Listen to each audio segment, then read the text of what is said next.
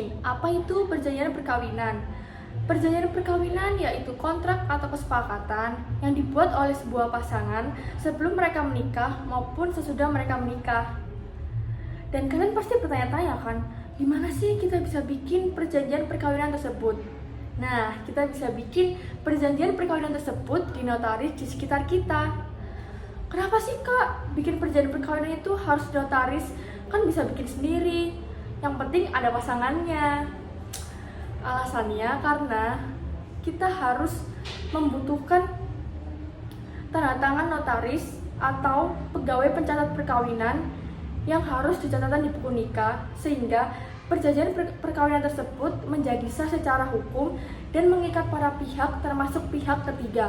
Bayangin kalau kalian bikin sendiri perjanjian perkawinan tersebut, pasti kan nggak sah kan di mata hukum maupun di mata negara. Apa sih pentingnya perjanjian perkawinan? Perjanjian perkawinan sangat penting apabila kalian akan melangsungkan perkawinan. Nah, dengan kita membuat perjanjian perkawinan, kita sudah siap menghadapi worst case skenario yang mungkin terjadi dalam perkawinan kalian.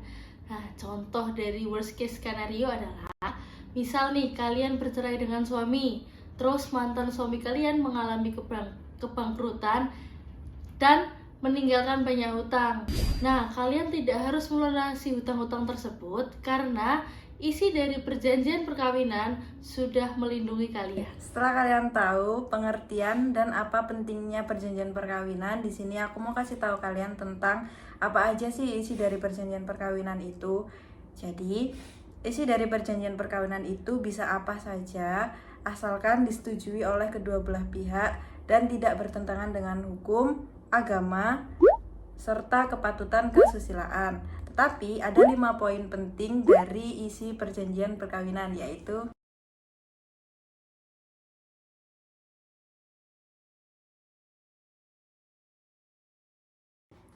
jika kalian tidak membuat perjanjian perkawinan, maka tenang saja karena pemerintah memiliki aturan tersendiri tentang pembagian harta bagi kalian yang tidak membuat perjanjian perkawinan. Hal ini diatur dalam Undang-Undang Nomor 1 Tahun 1974 yang bunyinya, harta benda yang diperoleh selama perkawinan menjadi harta bersama. Apabila perkawinan putus karena perceraian, maka pembagian hartanya itu sesuai dengan hukumnya masing-masing.